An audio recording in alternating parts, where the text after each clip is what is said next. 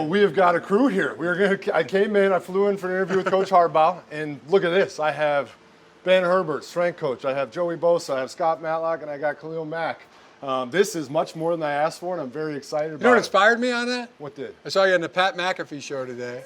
They had you as a guest on, and there must have been 15 people there. So, well, I appreciate it. I figured you'd appreciate two of the great pass rushers of all time, and yourself, and Khalil Mack and Joey Bosa, and we got Scott Matlock here, also a two-way player like yourself. I saw you down there working out with him just before you walked up here. I have to say, I'm early in my media career, but I have yet to see a coach plank before the interview. What's that about? Do you always work out with the players? What's your daily like? If we have a pre-snap penalty on offense, then we have a little, what do we call it, Herb? Focus training. Focus training, a little focus group. And I did have a screw up today. I called for a offensive period when it should have been when there was one play left in the defensive period. And we got your former strength coach right here. He's the best in the business. He's the best in the business. You said, I believe at one point you said there's not a man you respect more. What about Herb makes him so special? I know, but tell America what makes Herb so special.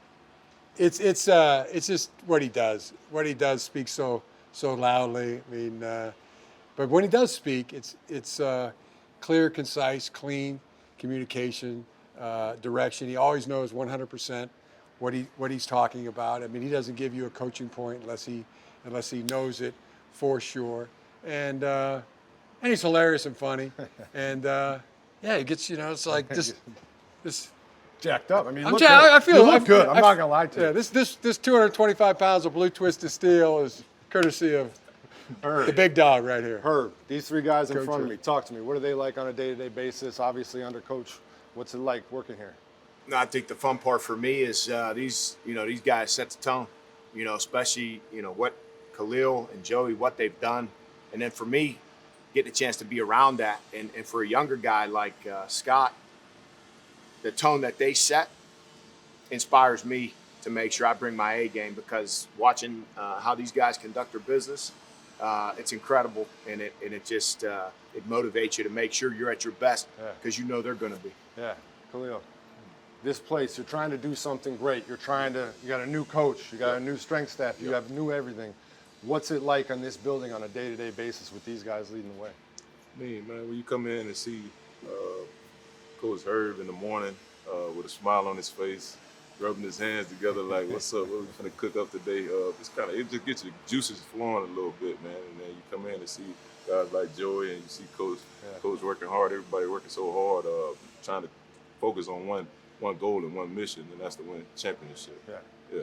Joey, you've been here obviously a long time, trying to do things with the Chargers. What's it been like having Coach Harbaugh come in this year? What's the atmosphere like? What's different? Yeah, I mean, the word culture is tossed around a lot, but everywhere Coach has been, both of these guys, they've won football games, and they have a plan, and they brought it here, and it's just easy to buy in when they lay it out in front of you, and you kind of see it working, and you see it happening 1 week at a time, and just to have a coach like Coach Harbaugh that not only gives you useful information, but in a fun, interesting way every day in meetings. You never know what to expect. One second he's talking about this, the next he's talking about a jar of olives. We're like, I'm not sure how this correlates, but I know it does. Just let him finish. How did the olives make it its way into the conversation? I have to know. Coach, expand on that? The olive jar. It's the olive jar. Take a jar of olives. Those olives are packed so tight in there that you could open the lid and turn it over, and no olives would come out. I mean, you wouldn't even get any juice to come out. But like turnovers, just takes one.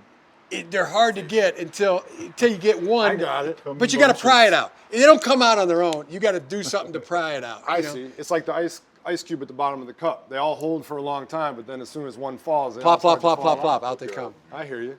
We got any other ones? I mean, the olives. He's going to use that one. I feel like we have. I know Scott got some. Scott, what do you got? I've actually been keeping track in my notebook. I've been writing these all down. What's the best one?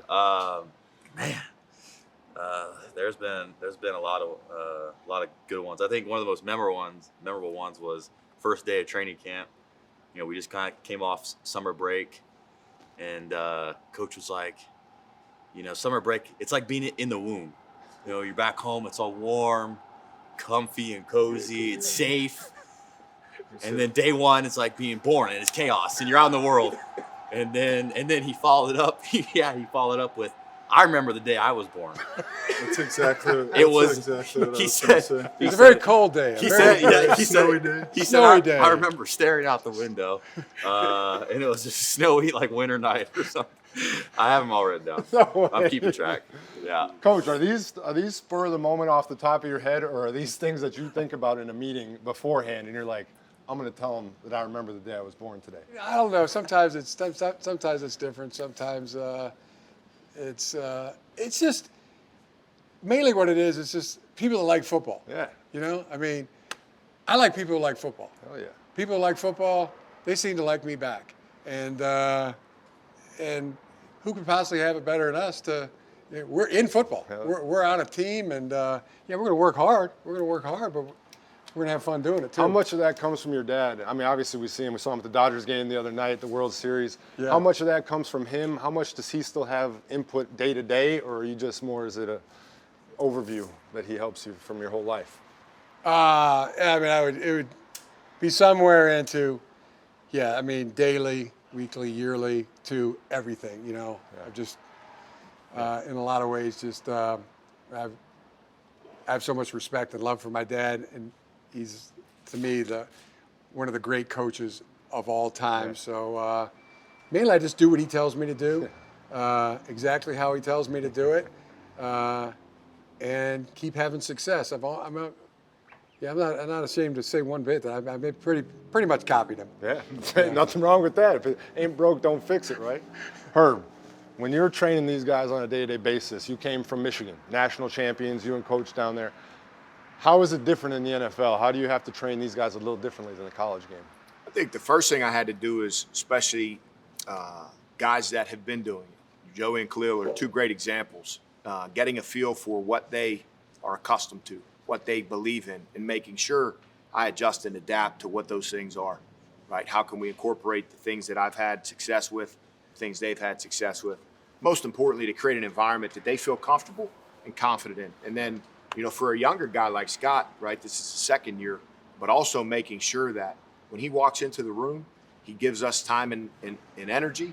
We give him a return on that investment because he's building his identity. He's had experiences as he's grown up. He's had college experiences, as a younger pro. But most importantly, you take all of the tools that you have and you make sure that the guys know that most importantly, you are there for them to support their journey and their career in any and every way. And trust, building that trust and that foundation is everything. I'm going to ask all three of you guys this. What is Coach's most impressive thing that he does in the weight room? I feel like he's very proud of the weight room. He looked great down there.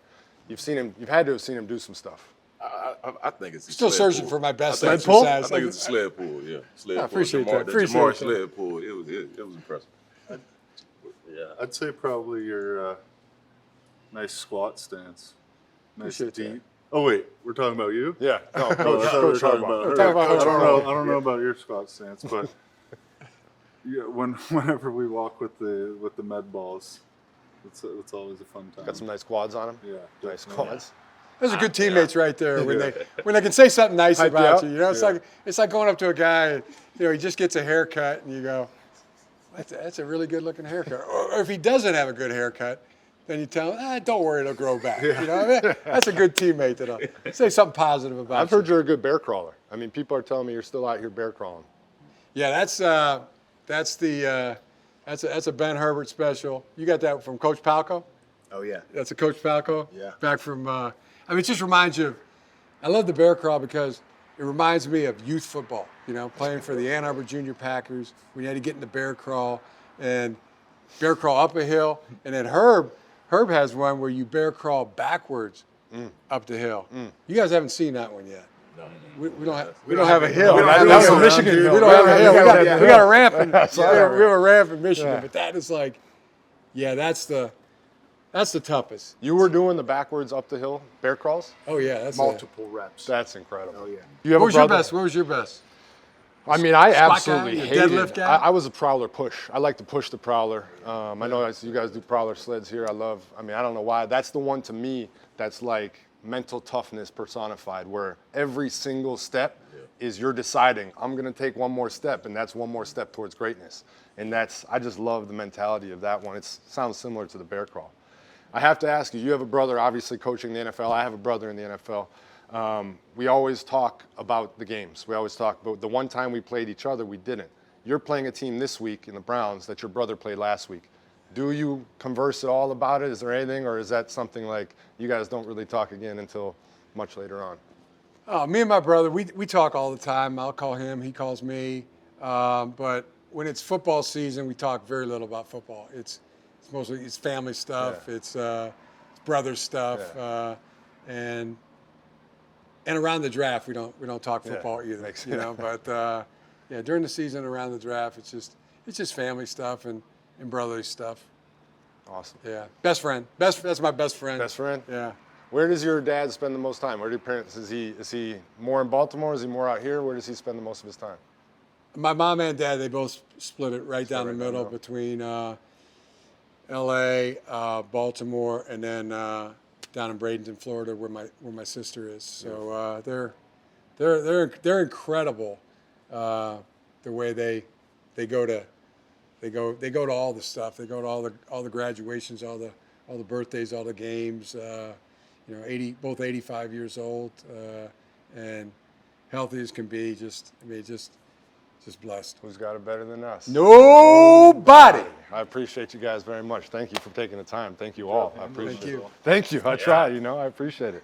I hope to see an olive jar broken on the sideline at some point in the future. I feel like that's like the new turnover chain. Somebody's got to take an olive jar and just smash it on the ground, right? That might be something. Thank you guys. Appreciate it. Thanks, JJ. Thank you.